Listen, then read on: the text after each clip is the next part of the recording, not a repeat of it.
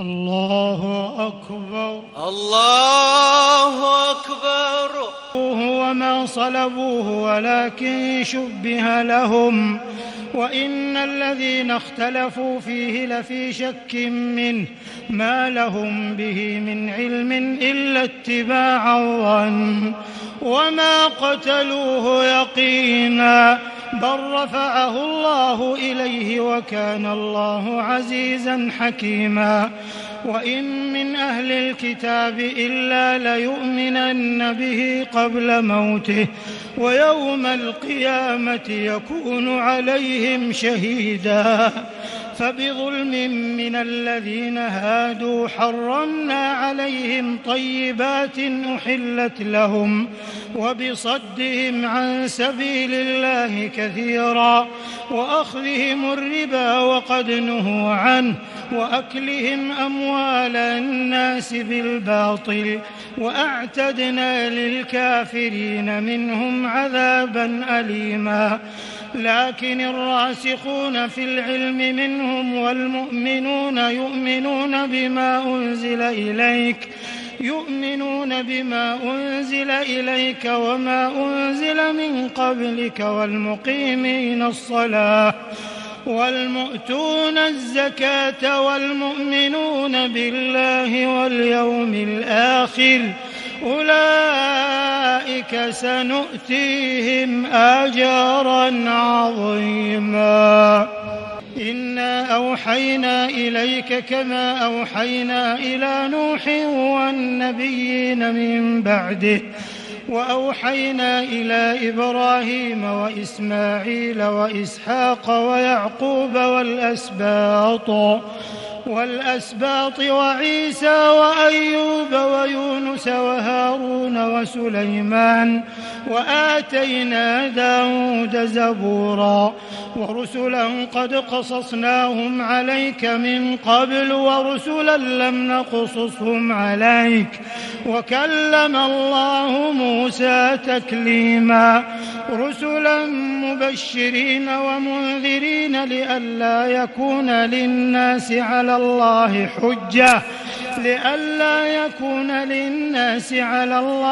حجة بعد الرسل وكان الله عزيزا حكيما. لكن الله يشهد بما أنزل إليك أنزله بعلمه والملائكة يشهدون وكفى بالله شهيدا. إن الذين كفروا وصدوا عن سبيل الله قد ضلوا ضلالا بعيدا. إن الذين كفروا وظلموا لم يكن الله ليغفر لهم ولا ليهديهم طريقا إلا طريق جهنم خالدين فيها أبدا وكان ذلك على الله يسيرا.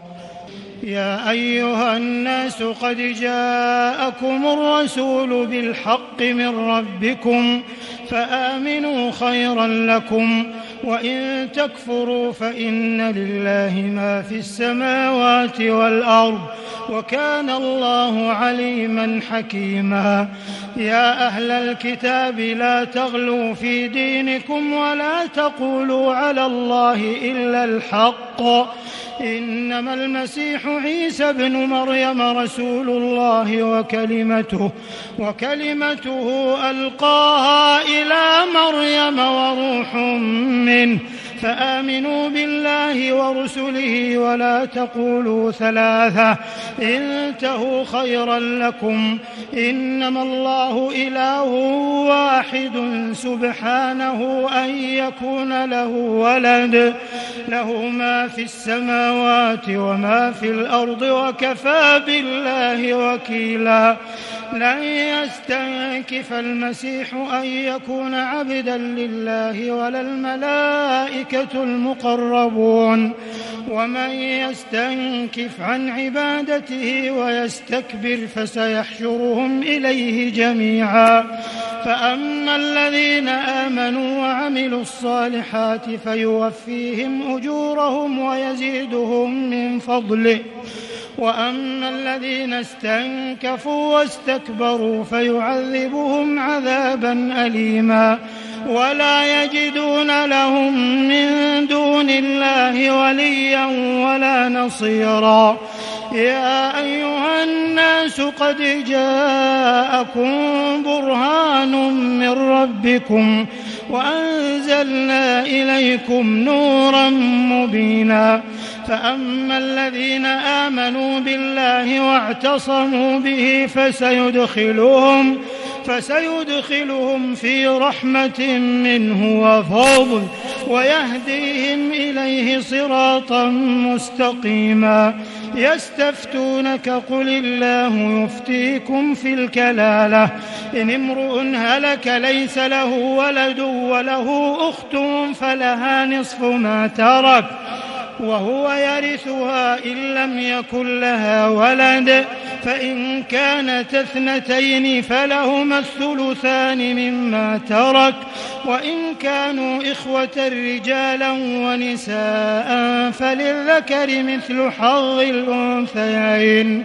يبين الله لكم أن تضلوا والله بكل شيء عليم. يا أيها الذين آمنوا أوفوا بالعقود. أحلت لكم بهيمة الأنعام إلا ما يتلى عليكم غير محل الصيد وأنتم حرم إن الله يحكم ما يريد. يا أيها الذين آمنوا لا تحلوا شعائر الله ولا الشهر الحرام ولا الهدي ولا القلائد ولا آمين البيت الحرام يبتغون فضلا من ربهم ورضوانا. وإذا حللتم فاصطادوا ولا يجرمنكم شنآن قوم أن صدوكم عن المسجد الحرام أن تعتدوا. وتعاونوا على البر والتقوى ولا تعاونوا على الإثم والعدوان واتقوا الله إن الله شديد العقاب. حرمت عليكم الميتة والدم ولحم الخنزير وما أهل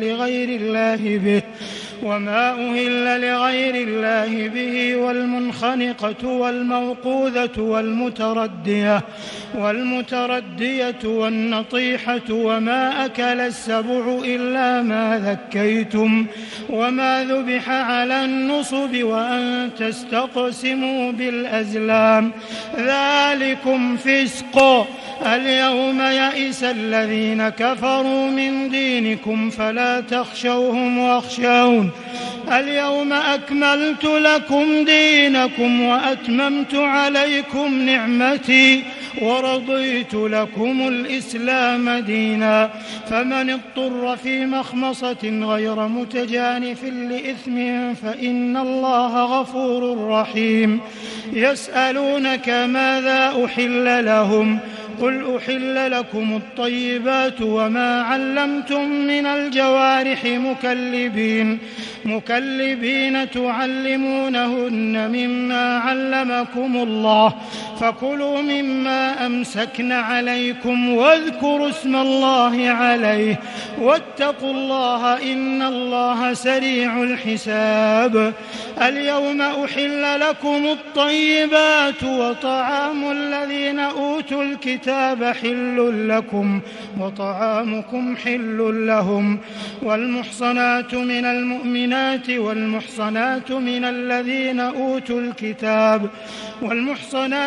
الذين أوتوا الكتاب من قبلكم إذا آتيتموهن أجورهن محصنين غير مسافحين ولا متخذي أخدان ومن يكفر بالإيمان فقد حبط عمله وهو في الآخرة من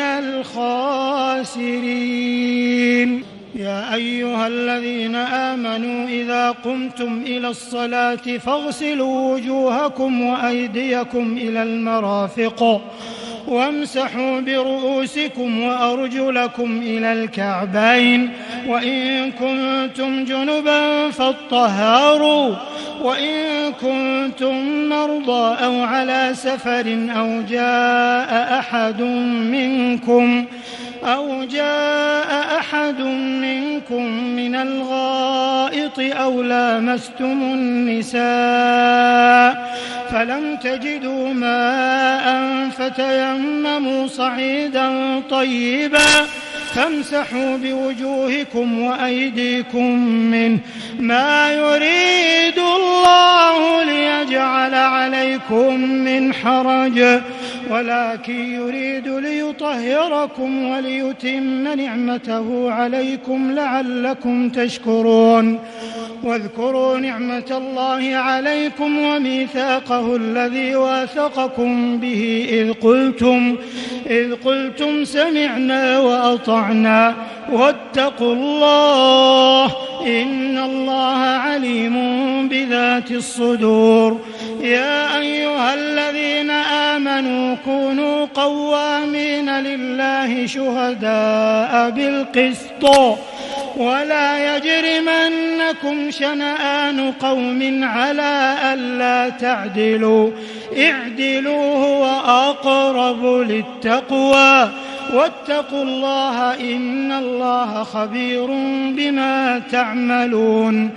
وعد الله الذين آمنوا وعملوا الصالحات لهم مغفرة وأجر عظيم والذين كفروا وكذبوا بآياتنا أولئك أصحاب الجحيم. يا أيها الذين آمنوا اذكروا نعمة الله عليكم إذ هم قوم أن يبسطوا إليكم أيديهم فكف أيديهم عنكم واتقوا الله وعلى الله فليتوكل المؤمنون. ولقد أخذ الله ميثاق بني إسرائيل وبعثنا منهم 12 نقيبا وقال الله إني معكم لئن أقمتم الصلاة وآتيتم الزكاة وآمنتم برسلي وعزرتموهم وأقرضتم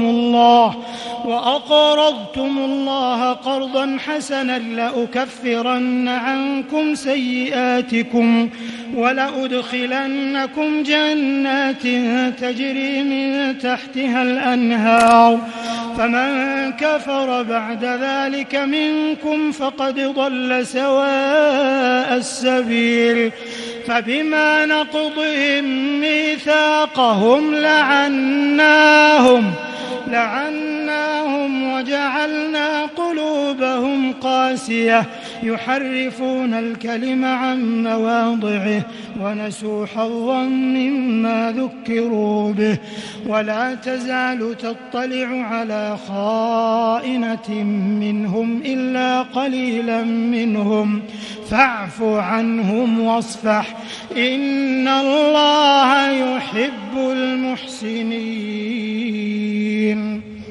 ومن الذين قالوا إنا نصارى أخذنا ميثاقهم فنسوا حظا مما ذكروا به فألقينا بينهم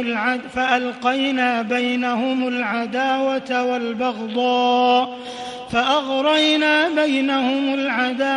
والبغضاء إلى يوم القيامة وسوف ينبئهم الله بما كانوا يصنعون. يا أهل الكتاب قد جاءكم رسولنا يبين لكم كثيرا مما كنتم تخفون من الكتاب ويعفو عن كثير.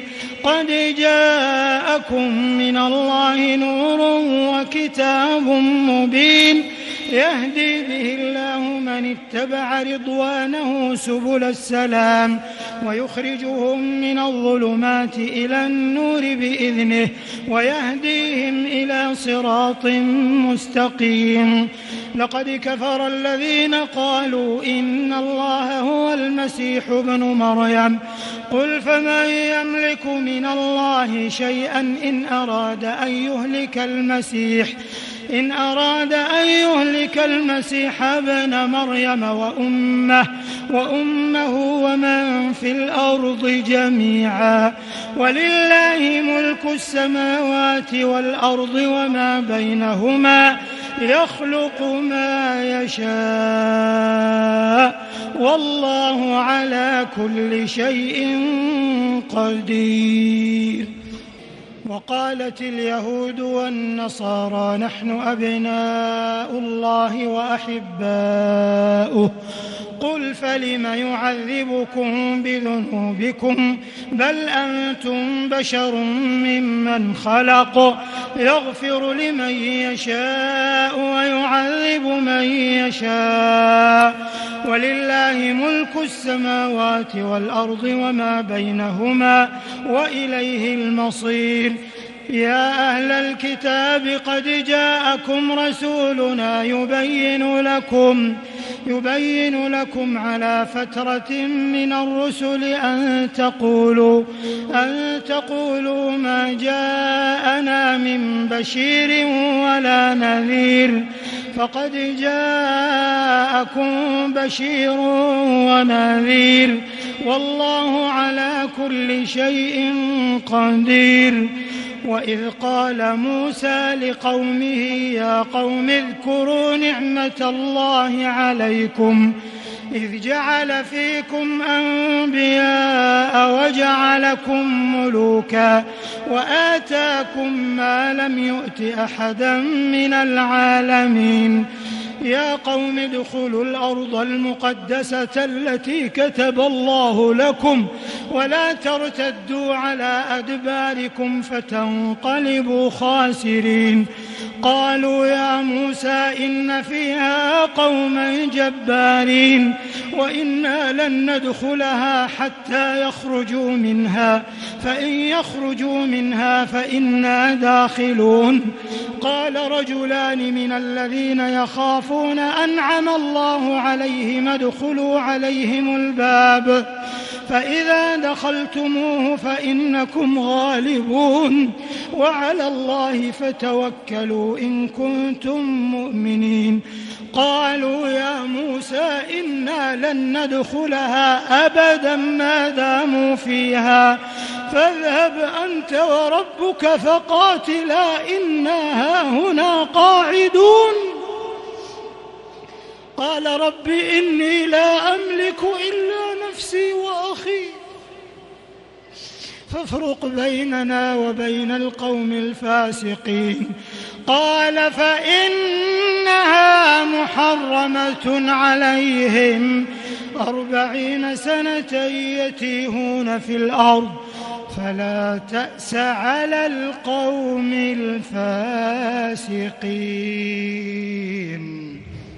واتل عليهم نبأ ابني آدم بالحق إذ قربا قربانا فتقبل من أحدهما ولم يتقبل من الآخر قال لأقتلنك قال إنما يتقبل الله من المتقين. لئن بسطت إلي يدك لتقتلني ما أنا بباسط يدي إليك لأقتلك إني أخاف الله رب العالمين. إني أريد أن تبوء بإثمي وإثمك فتكون من أصحاب النار وذلك جزاء الظالمين. فطوعت له نفسه قتل أخيه فقتله فأصبح من الخاسرين. فبعث الله غرابا يبحث في الأرض ليريه كيف يواري سوءة أخيه.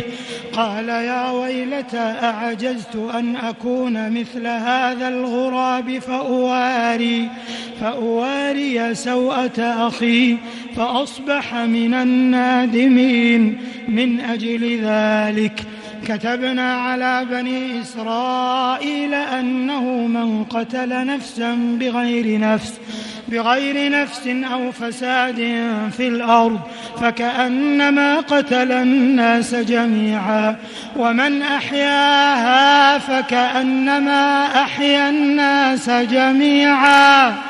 ولقد جاءتهم رسلنا بالبينات ثم إن كثيرا منهم بعد ذلك في الأرض لمسرفون. إنما جزاء الذين يحاربون الله ورسوله ويسعون في الأرض فسادا أن يقتلوا أو يصلبوا أو تقطع أيديهم وأرجلهم من خلاف أو ينفوا من الأرض، ذلك لهم خزي في الدنيا ولهم في الآخرة عذاب عظيم. إلا الذين تابوا من قبل أن تقدروا عليهم فاعلموا أن الله غفور رحيم. يا أيها الذين آمنوا اتقوا الله وابتغوا إليه الوسيلة وجاهدوا في سبيله لعلكم تفلحون. إن الذين كفروا لو أن لهم ما في الأرض جميعا ومثله معه ليفتدوا به من عذاب يوم القيامة ما تقبل منهم ولهم عذاب أليم. يريدون أن يخرجوا من النار وما هم بخارجين منها ولهم عذاب مقيم. والسارق والسارقة فاقطعوا أيديهما جزاء بما كسبا نكالا من الله والله عزيز حكيم. فمن تاب من بعد ظلمه وأصلح فإن الله غفور رحيم. ألم تعلم أن الله له ملك السماوات والأرض يعذب من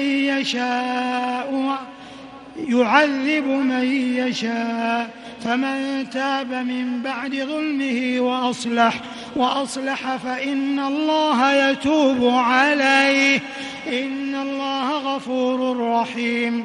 ألم تعلم أن الله له ملك السماوات والأرض يعذب من يشاء ويغفر لمن يشاء والله على كل شيء قدير.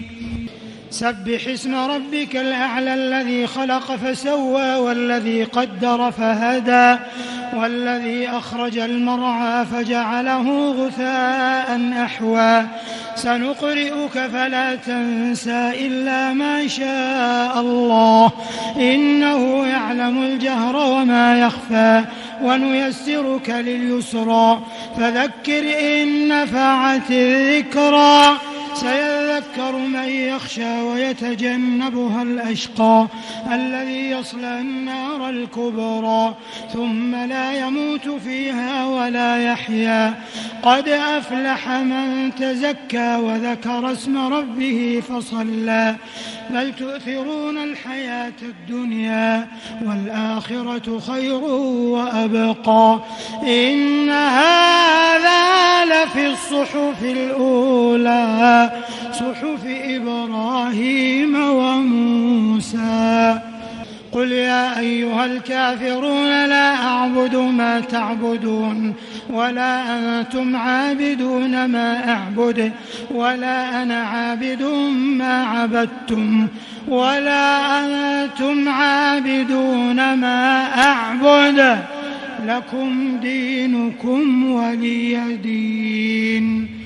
قل هو الله أحد الله الصمد لم يلد ولم يولد ولم يكن له كفوا أحد. الله أكبر الله أكبر. سمع الله لمن حمده ربنا ولك الحمد. اللهم اهدنا فيمن هديت وعافنا فيمن عافيت وتولنا فيمن توليت وبارك لنا فيما أعطيت وقنا شر ما قضيت فإنك تقضي ولا يقضى عليك إنه لا يذل من واليت ولا يعز من عاديت تباركت ربنا وتعاليت لك الحمد على ما قضيت ولك الشكر على ما أعطيت.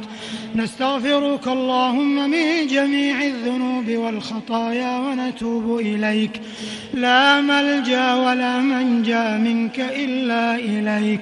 اللهم اقسم لنا من خشيتك ما تحول به بيننا وبين معصيتك ومن طاعتك ما تبلغنا به جنتك ومن اليقين ما تهون به علينا مصائب الدنيا ومتعنا بأسماعنا وأبصارنا وقواتنا ما أبقيتنا واجعله الوارث منا واجعل ثأرنا على من ظلمنا وانصرنا على من عادانا ولا تجعل مصيبتنا في ديننا ولا تجعل الدنيا أكبر همنا ولا مبلغ علمنا ولا إلى النار مصيرنا واجعل الجنة هي دارنا ولا تسلط علينا بذنوبنا من لا يخافك فينا ولا يرحمنا برحمتك يا أرحم الراحمين.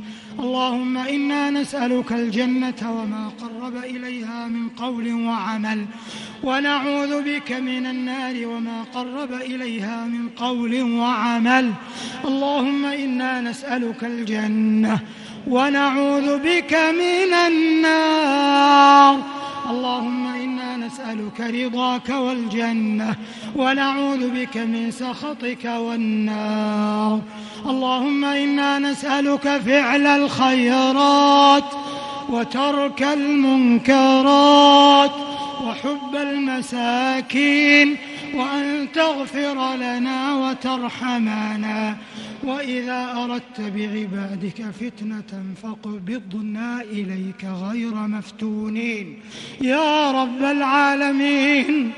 اللهم إنك عفو تحب العفو فاعف عنا. اللهم أعز الإسلام والمسلمين واحم حوزة الدين واجعل هذا البلد آمنا مطمئنا وسائر بلاد المسلمين. اللهم آمنا في أوطاننا وأصلح أئمتنا وولاة أمرنا. اللهم وفق إمامنا لما تحب وترضى وخذ بناصيته للبر والتقوى وهيئ له البطانة الصالحة.